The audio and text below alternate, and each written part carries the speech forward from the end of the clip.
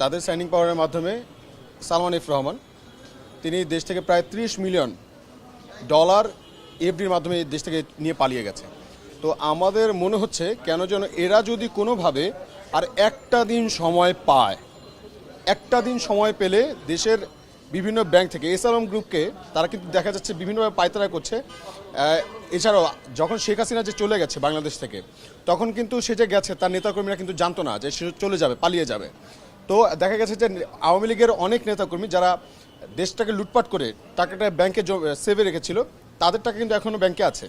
তো তারা যদি কোনোভাবে এই টাকাটা ব্যাংক থেকে তুলে নিতে পারে, এই যে যারা এখন ডিজিরা আছে তাদের মাধ্যমে যদি তুলে নিতে পারে, তখন দেখা যাবে কি এখন দেশটা মোটামুটি এখন স্থিতিশীল পর্যায়ে আছে। টাকাটা নিয়ে যাওয়ার পর এটা যেরকম টাকা দিয়ে মানুষ কিনে নিবে, টাকা দিয়ে অস্ত্র কিনে নিবে, তখন আমাদের দেশের যে মানুষের জানমালের নিরাপত্তা বিঘ্নিত হবে। তো সেই জন্য আমরা মনে করছি যে এরা আমাদের জন্য একটা বড় ধরনের থ্রেট।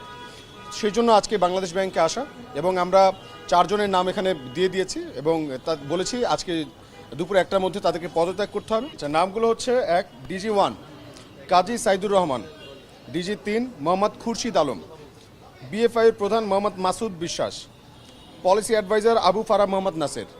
এই 4 জনকে আপাতত আমরা বলেছি যে আজকের মধ্যে যাতে তারা দুপুর 1টার মধ্যে তারা পদত্যাগ করে।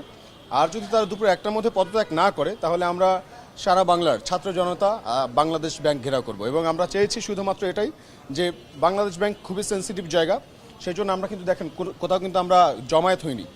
তো আমরা শান্তিপূর্ণভাবে তাদেরকে বলেছি যাতে তারা পদত্যাগটা করে, এবং 1টার মধ্যে যদি না করে তাহলে আমরা সারা বাংলাদেশের ছাত্র জনতা আজকে বাংলাদেশ ব্যাংক ঘেরাও করব। আমরা বলতে পারছি না যে বাংলাদেশ স্বৈরাচার মুক্ত হয়েছে। আওয়ামী দোসররা এখন বিভিন্ন জায়গায় উৎপেতে আছে, তারা যে কোনো সময় দেশে একটা অস্থিতিশীল অবস্থা তৈরি করতে পারে। তো কোনো কিছু আমরা স্বাভাবিকভাবে নিতে পারছি না, এখনও আমাদের অনেক কিছু করা বাকি।